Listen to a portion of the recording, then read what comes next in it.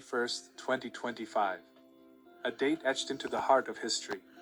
The sun rose over Vatican City as it had done for centuries. But the world was about to change forever. Within the hallowed walls of the smallest country on earth, beneath the grandeur of St. Peter's Basilica, a silent storm was brewing. The spiritual father to over 1 billion souls was nearing the end of his earthly journey.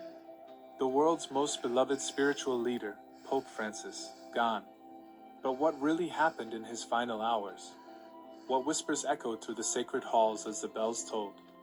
And why is his burial breaking centuries of papal tradition? This is the untold story of Pope Francis, his life, his death, and the legacy that will echo through eternity. Narrator, warm, inviting tone. Before the world knew him as Pope Francis, he was Jorge Mario Bergoglio.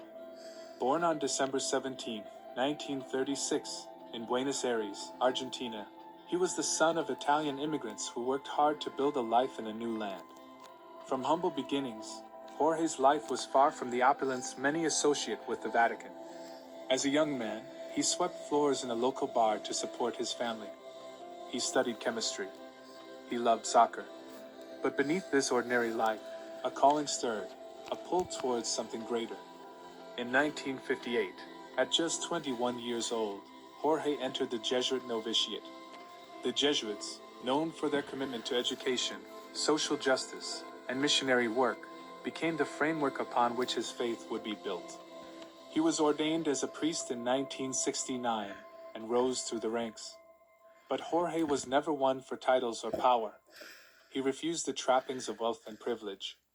Even as an archbishop, he chose to live in a modest apartment, cooked his own meals, and took the bus to work. His life was about simplicity, about service. On March 13, 2013, the world watched as white smoke billowed from the Sistine Chapel.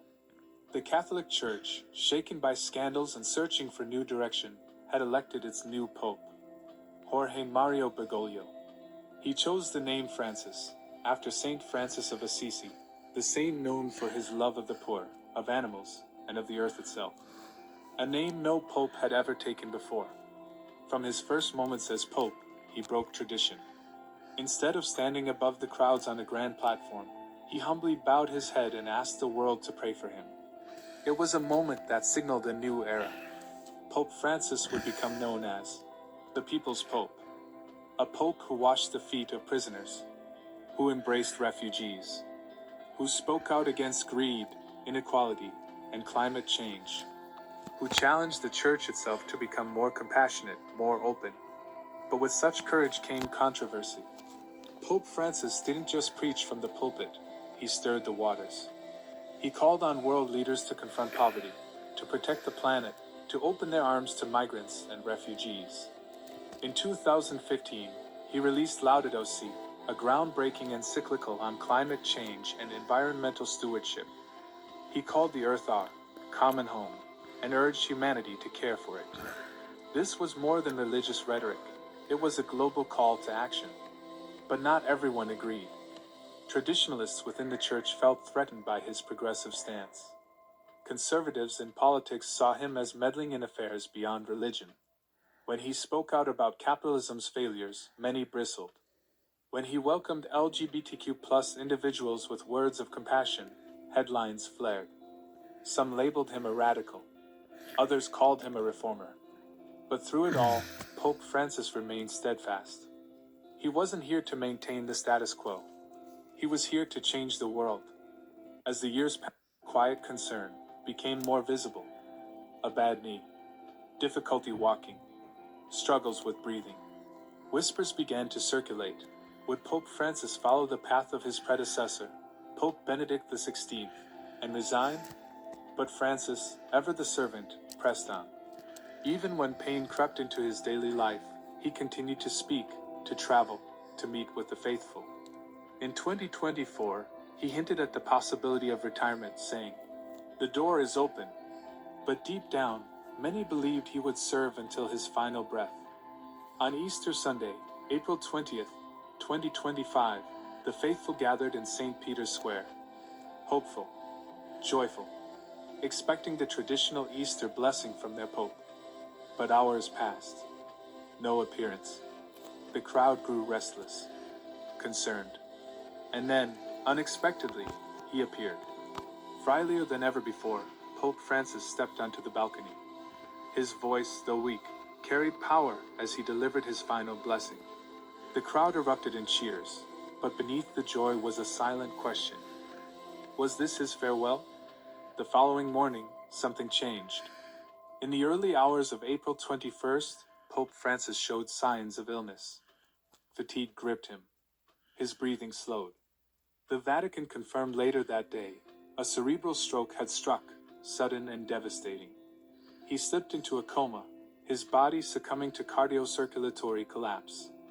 At 6:34 a.m. Vatican time, surrounded by his closest aides, Pope Francis passed away peacefully in his residence at Domus Sancti Marthi. There were no crowds, no cameras, only silence. But even in death, Pope Francis had one final surprise. Unlike his predecessors, who lay beneath the grandness of St. Peter's Basilica, Francis had made a different request. He wanted to be buried at the Basilica of Santa Maria Maggiore, a simpler, more humble resting place. A place where he had often prayed, where he felt closest to Mary, the Mother of Christ. It was a decision that broke centuries of tradition. Why? Because for Pope Francis, it was never about power. It was never about grandeur. It was about humility. As news of his passing spread, the world stood still. In Buenos Aires, crowds gathered in silent prayer. In Rome, the bells of every church rang out in mourning. From presidents to peasants, from kings to refugees, tributes poured in. U.S. President Donald Trump, former President Barack Obama, leaders from Argentina, Brazil, Mexico, and beyond, all paid tribute, not just to the Pope, but to the man.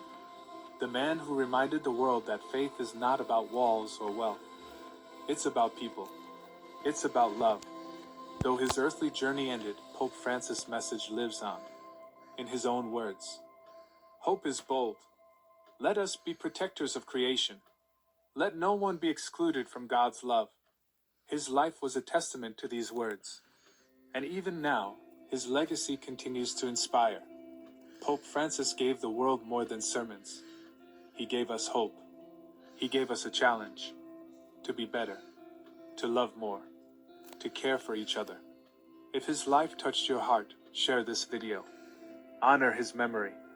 Keep his light alive. Because though the bells may toll, and the world may mourn, the spirit of Pope Francis, his humility, his courage, his love, lives on, forever.